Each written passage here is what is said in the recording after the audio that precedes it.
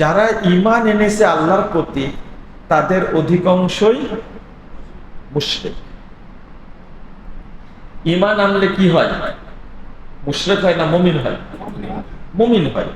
কিন্তু আল্লাহ কি বললেন? অধিকাংশ কি মুশরিক।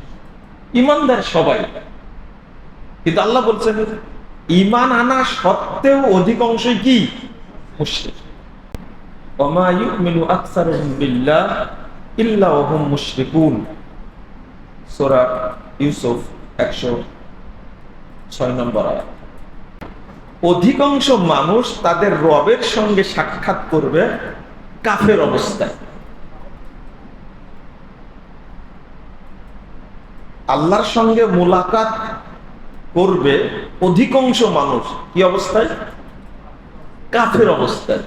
কথা বোঝা যায়? সূরা রুম 8 নম্বর আয়াতে আল্লাহ বলছেন